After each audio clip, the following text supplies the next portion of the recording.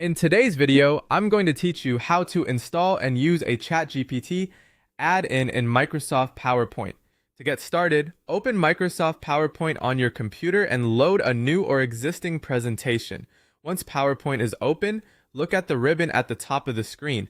This is where you'll find the main tools and features you need. From here, go to either the Home tab or the Insert tab, depending on your version of PowerPoint. In many versions, the option you need is called Get Add-ins, although in some cases it may simply appear as add-ins. If you don't see it right away, take a moment to scan the ribbon carefully because the placement can vary slightly.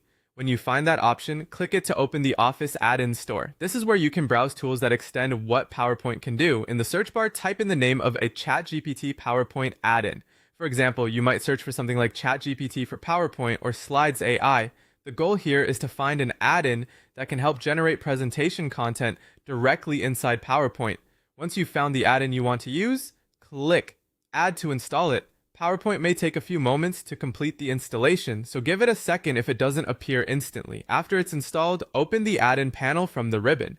This panel is usually where you interact with the tool, enter prompts, and generate content. If you don't immediately see the panel, check the ribbon for the add-in's name and click it to launch.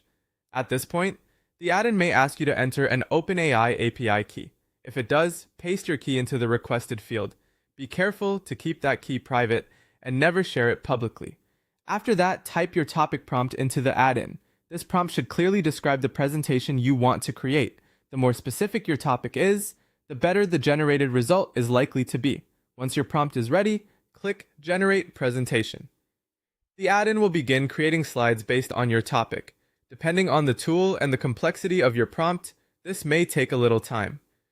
After the presentation is generated, review the slides carefully to make sure the content matches your needs and tone, and that's it. You've successfully installed a ChatGPT add-in in PowerPoint and used it to generate a presentation.